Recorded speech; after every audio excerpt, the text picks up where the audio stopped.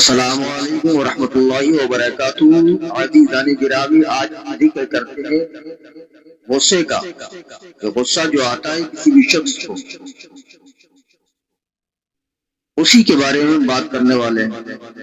میرے عزیز، جب کسی شخص کو غصہ آتا ہے تو شیطان بڑا خوش ہوتا ہے۔ بد خیالی، بد زبانی، بد کلامی، بدگوئیوں کی طرف متوجہ کر کے شیطان غصے کی حالت میں کسی بھی شخص کو اکسا کر کے پھر خوش ہوتا ہے، کیونکہ اس کو مزہ آتا ہے۔ وہ آپ کا کھلا دشمن ہے، وہ چاہتا ہے کہ آپ کی بربادی ہو، آپ کا ایمان برباد ہو جائے، آپ کی زندگی برباد ہو۔ وہ آپ کا کھلا ہوا دشمن ہے، آپ کی بربادی چاہتا ہے۔ اسی لیے شیطان آپ کو غلط کاریوں کی وجہ جانب متوجہ کر کے خوش ہوتا ہے۔ تو ایسے وقت میں غصے کو ختم کرنے کے لیے بہترین فلسفہ میں آپ کو دے رہا ہوں۔ دوستو، حضور اکرم صلی اللہ علیہ وسلم نے ارشاد فرمایا، جو شخص غصہ کے وقت میں اعوذ باللہ من الشیطان الرجیم پڑھ لے، اس کا غصہ فوراً چلا جائے گا۔ میرے عزیز، تو کتنا اچھا طریقہ ہے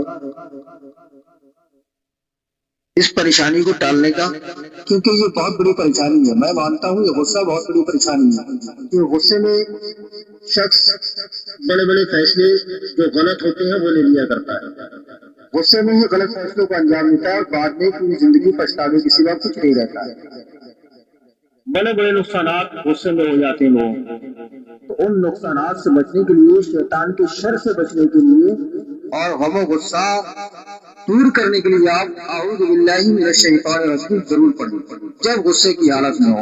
پروردگار اس کی برکت سے شیطان سے بچائے گا، بڑے نقصانات سے بچائے گا، نقصانات چھوٹے ہوں یا بڑے، نقصانات سے بچائے گا، اور پروردگار کے فضل و کرم سے یہ تو اعوذ باللہ من الشیطان الرجیم پڑھنے کے بعد آپ اپنی اصلی حالت میں، صحیح حالت میں آ جائیں گے، یعنی کہ غصہ چلا جائے گا۔